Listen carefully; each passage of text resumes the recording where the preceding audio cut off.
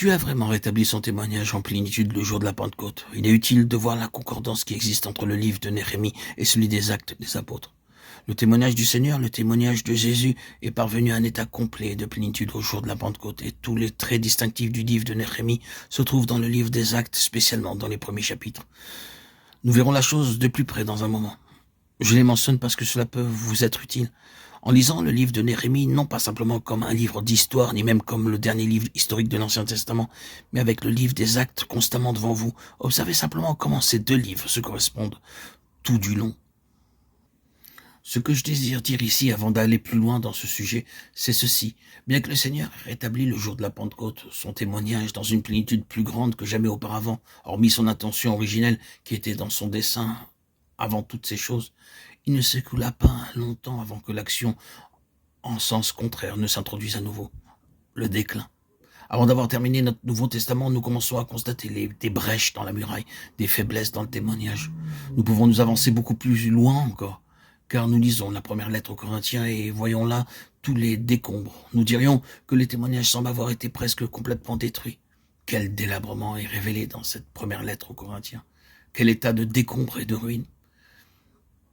Et quand nous parvenons aux lettres de la fin du Nouveau Testament et prenons le livre de l'Apocalypse avec ses messages aux sept églises en Asie, nous avons assurément une image d'un état encore plus avancé, d'une muraille en ruine.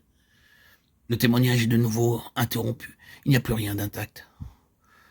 Je n'ai pas trouvé tes œuvres parfaites, Apocalypse 3.2.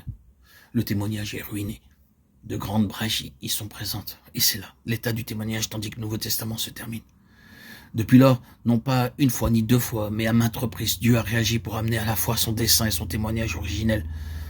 Je ne vais pas examiner d'un bout à l'autre l'histoire de ces siècles passés. Vous trouvez le témoignage sous des formes variées, mais vous savez que Dieu ne l'a pas abandonné.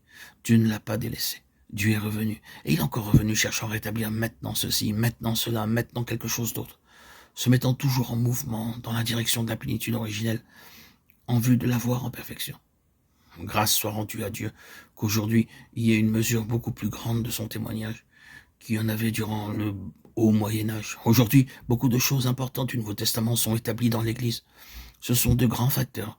Il n'est pas nécessaire que je les mentionne, mais Dieu a progressé fermement avec ses restes, en ramenant toujours quelque chose. La question qui nous concernait est celle-ci. Aujourd'hui, n'y a-t-il pas ce besoin d'un grand rétablissement et de s'y livrer ? Et puisse-t-il être que dans sa souveraineté et dans sa grâce, nous soyons rattachés au présent mouvement de Dieu, en vue du rétablissement de la muraille en plénitude et en perfection.